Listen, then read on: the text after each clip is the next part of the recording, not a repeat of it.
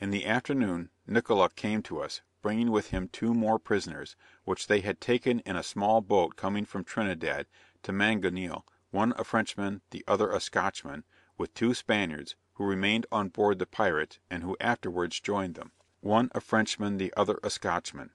The back of one of these poor fellows was extremely sore, having just suffered a cruel beating from Bolidar, with the broadside of a cutlass. It appeared that when the officer asked him, where their money was, and how much, he answered, he was not certain, but believed they had only 2 ounces of gold. Bolidar furiously swore he said 10, and not finding any more, gave him the beating. Nickola now related to me a singular fact, which was, that the Spanish part of the crew were determined to shoot him; that they tied him to the mast, and a man was appointed for the purpose; but Lyon, a Frenchman, his particular friend, stepped up and told them, if they shot him they must shoot several more. Some of the Spaniards sided with him, and he was released.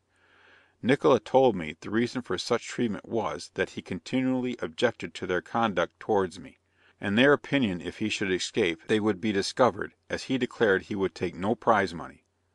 While with us he gave me a letter written in great haste, which contained some particulars respecting the cargo, as follows: January 4th, 1822. Sir, we arrived here this morning, and before we came to anchor, had 5 canoes alongside ready to take your cargo, part of which we had in, and as I heard you express a wish to know what they took out of her, to this moment, you may depend upon this account of Jemison for quality and quantity. If I have the same opportunity, you will have an account of the whole. The villain who bought your cargo is from the town of Principe, his name is Dominico. As to that it is all that I can learn. They have taken your charts aboard the schooner Mexican, and I suppose mean to keep them, as the other captain has agreed to act the same infamous part in the tragedy of his life. Your clothes are here on board, but do not let me flatter you that you will get them back. It may be so, and it may not. Perhaps in your old age, when you recline with ease in a corner of your cottage, you will have the goodness to drop a tear of pleasure to the memory of him, whose highest ambition should have been to subscribe himself, though devoted to the gallows, your friend. Excuse haste. Nickola Monaker. Saturday, 6th. The pirates were under way at sunrise, with a full load of the Exertion's cargo, going to Principe again to sell a second freight, which was done readily for cash. I afterwards heard that the flour only fetched $5 per barrel, when it was worth at Trinidad 13, so that the villain who bought my cargo at Principe made very large profits by it. Tuesday, 8th. Early this morning the pirates in sight again, with fore topsail and top gallant sail set, beat up alongside of the Exertion, and commenced loading; having, as I suppose, sold and discharged her last freight among some of the inhabitants of Cuba. They appeared to load in great haste, and the song "O e o," which echoed from one vessel to the other, was distinctly heard by us. How wounding was this to me! How different was this sound from what it would have been, had I been permitted to pass unmolested by these lawless plunderers, and been favoured with a safe arrival at the port of my destination, where my cargo would have found an excellent sale. Then would the "O e o," on its discharging, have been a delightful sound to me. In the afternoon she sailed with the Pierrot in tow, both with a full load, having chairs, which was part of the cargo, slung at her quarters. Monday, 14th. They again hove in sight, and beat up as usual alongside their prize. While passing our solitary island, they laughed at our misery, which was almost insupportable, looking upon us as though we had committed some heinous crime, and they had not sufficiently punished us.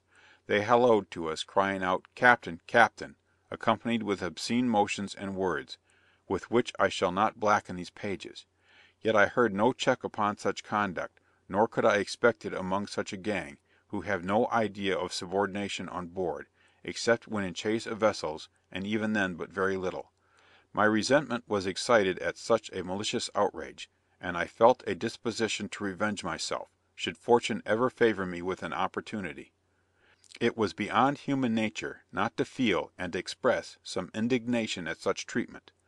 Soon after Bolidar, with 5 men, well armed, came to us, he having a blunderbuss, cutlass, a long knife, and a pair of pistols. But for what purpose did he come? He took me by the hand, saying, "Captain, me speak with you, walk this way."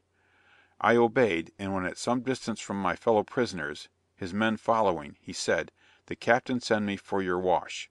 I pretended not to understand what he meant, and replied, "I have no clothes, nor any soap to wash with. You have taken them all." For I had kept my watch about me, hoping they would not discover it. He demanded it again as before, and was answered, "I have nothing to wash." This raised his anger, and lifting his blunderbuss, he roared out, "What the devil you call him that make clock? Give it me." I considered it imprudent to contend any longer, and submitted to his unlawful demand.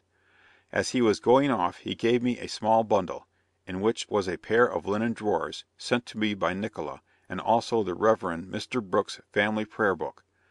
This gave me great satisfaction. Soon after he returned with his captain, who had one arm slung up, yet with as many implements of war as his diminutive wicked self could conveniently carry. He told me, through an interpreter who was his prisoner, that on his cruise he had fallen in with 2 Spanish privateers, and beat them off, but had 3 of his men killed, and himself wounded in the arm. Bolidar turned to me and said, "It is a damn lie," which words proved to be correct, for his arm was not wounded, and when I saw him again, which was soon afterwards, he had forgotten to sling it up. He further told me, "After tomorrow you shall go with your vessel, and we will accompany you towards Trinidad." This gave me some new hopes, and why I could not tell. They then left us without rendering any assistance. This night we got some rest. Tuesday, 15th. The words, "go after tomorrow," were used among our Spanish fellow prisoners, as though the happy tomorrow would never come. In what manner it came will soon be noticed. Friday, 18th, commenced with brighter prospects of liberty than ever. The pirates were employed in setting up our devoted schooner's shrouds, stays, &c.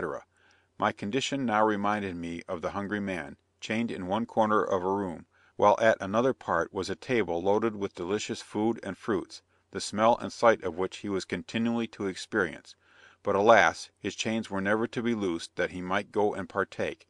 At almost the same moment they were thus employed, the axe was applied with the greatest dexterity to both her masts, and I saw them fall over the side. Here fell my hopes. I looked at my condition, and then thought of home.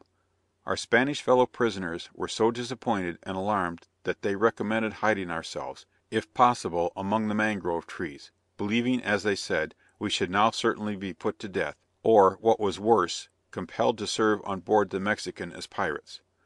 Little else, it is true, seemed left for us. However, we kept a bright look out for them during the day, and at night an anchor watch, as we called it, determined if we discovered their boats coming toward us, to adopt the plan of hiding, although starvation stared us in the face, yet preferred that to instant death. This night was passed in sufficient anxiety. I took the first watch. Saturday, 19th. The pirates' largest boat came for us, it being daylight, and supposing they could see us, determined to stand our ground, and wait the result. They ordered us all into the boat, but left every thing else. They rowed towards Exertion. I noticed a dejection of spirits in one of the pirates, and inquired of him where they were going to carry us. He shook his head and replied, "I do not know." I now had some hopes of visiting my vessel again, but the pirates made sail, ran down, took us in tow, and stood out of the harbour. Bolidar afterwards took me, my mate, and 2 of my men on board and gave us some coffee. On examination I found they had several additional light sails, made of the Exertion's. Almost every man a pair of canvas trousers, and my colours cut up and made into belts to carry their money about them. My jolly boat was on deck, and I was informed all my rigging was disposed of. Several of the pirates had on some of my clothes, and the captain one of my best shirts, a cleaner one, than I had ever seen him have on before. He kept a good distance from me, and forbid my friend Nickola's speaking to me.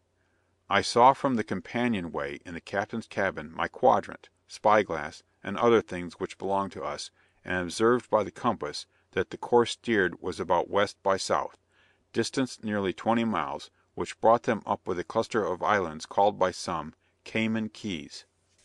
Here they anchored and caught some fish, one of which was named guardfish, of which we had a taste. I observed that my friend Mr. Bracket was somewhat dejected, and asked him in a low voice, what his opinion was with respects to our fate.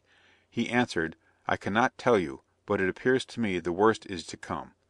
I told him that I hoped not, but thought they would give us our small boat and liberate the prisoners. But mercy even in this shape was not